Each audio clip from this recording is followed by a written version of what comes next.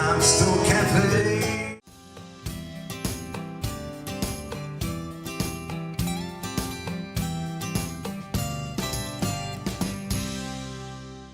L-aħħar taqsima tagħna llum ser tlaqqana ma' Martin Paten, direttur u uffiċjal eżekuttiv tal-Footscray Community Arts Centre, fejn ninsabu propju bħalissa.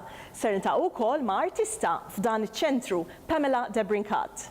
I came to work at Flemington Community Centre with a friend of mine who wanted my assistance on an after-school holiday program, and that's where my love and interest in community arts, for want of a better way of describing it, working with people and working in the kind of creative sector. And I was very fortunate because there was the city of Essen was going to be becoming the city of Moonee Valley, and they were looking to create their first arts officer position. And I was very fortunate in getting that role, and it's where I started to lead programs around festivals, public art, building exhibitions and programs there, and then the development of the Walter Burley Griffin incinerator. And that was a chance to start to work with facilities, which somehow kind of was a part of the jigsaw puzzle of how things came together with here. And then went to the City of Melbourne. The City of Melbourne was very progressive. It was really committed to the role that the arts could have in the future of Melbourne, and you can see that now through a whole range of programs and the way it's influenced the culture of Melbourne as a real kind of living city.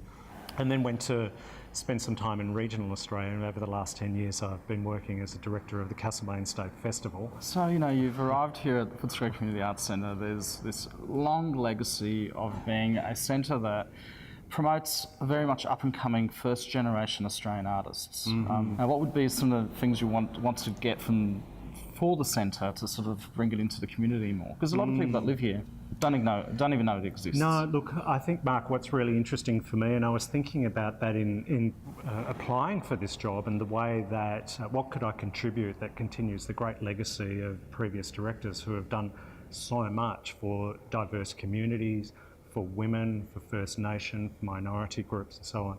This place has been really central and a real kind of inspiration for lots of places around Australia. So as a new director coming into it, I mean, it's really important that I felt I could be contributing something that honours the great history of these other directors. I think amongst a number of thoughts that I was having about that when I was considering applying for this position was that I thought about a lot of family that I have, my Maltese family, having grown up around here. They probably don't connect with a place like this. I actually think there's a lot of people who have been inspired, but there are lots of communities, I think, that still don't connect with this, and that's what I'm really excited about, is how it can continue to be relevant to all those diverse communities that have been part of the big history of growing up here in the West. It may need a place like this, but also it's still an incredibly dynamic, changing culture in the West here. There's still people from all over the world that are settling here that could connect with this place and really continue to make sure it's a place that's for them and it's relevant. We're not connected with government, we're supported by government, but we have a way to be able to build relationships with the world as well as with our own community here to create these great opportunities for what Australia can continue to be, and the individuals that can have these life paths in a place like this where they can start here and just go and become kind of extraordinary people through the experiences that they've had here. So I'm hoping in some way that my role here can be part of that journey. Where we're standing in the moment, Boston Smorgon Gallery, is a very versatile space for all the resident and tenants, as well as the communities of interest, being First Nations, diverse cultures, and women, disability-based people with perceived disabilities, and artists of the West. So it's going to continue to be a place that's really important public space for all those groups. And then there's a whole series, and I'm just discovering the breadth of programs here that take place, and there's lots of workshops and also workshops that take place here. Also a spectacular 150-seat theatre, so that is going to provide the opportunity for more, not only kind of performances, but I think public conversations and talks and conferences, and also we were briefly talking before about the festivals that happen here. There's Laneway Festival, there's Women of the World, there's the Wominjeka Festival. I've been here for 11 years, so I know a bit of the background that happens around this joint.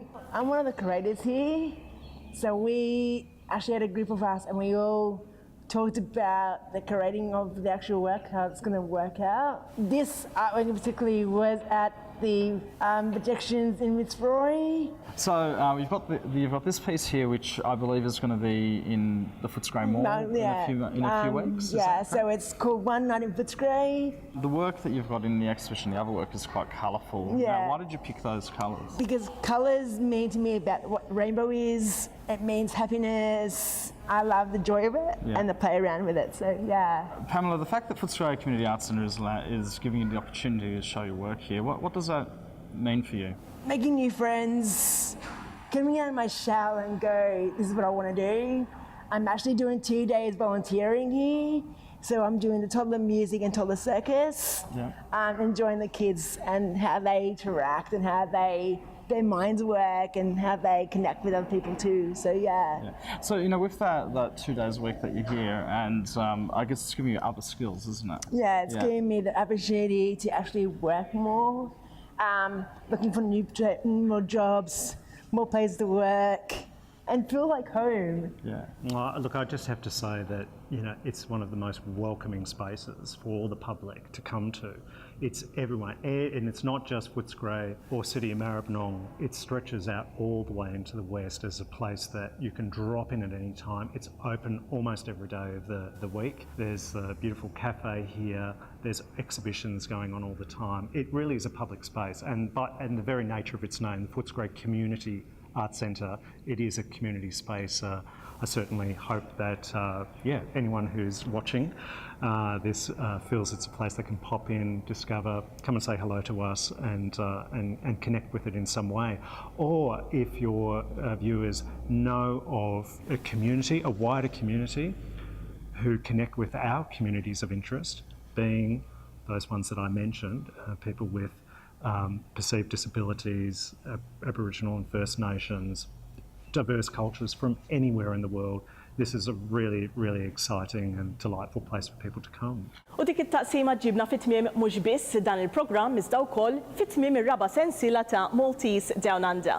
Filwaqt li kien ta' pjaċir kbir għalina li nwaslulkom dawn it-13 il-ġimgħa ta' din is-sensiela, nittamaw li dan il-programm kien ta' pjaċir għalikom it-telespettaturi tagħna. Jiena Marlin inselmilkom u nfakkarkom li tistgħu tagħmlu kuntatt magħna permezz tal-email maltesetv@gmail.com jew fuq il-paġna tagħna fuq Facebook Maltese DownUnder.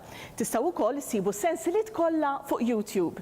Kull ma tridu tagħmlu huwa li tfittxu Maltese DownUnder TV fuq YouTube u tkunu tistgħu terġgħu taraw kwalunkwe intervista li għamilna. Sakemm nerġgħu niltaqgħu forsi s-sena d-dieħla, jiena Marlin nixtieqilkom is-saħħa.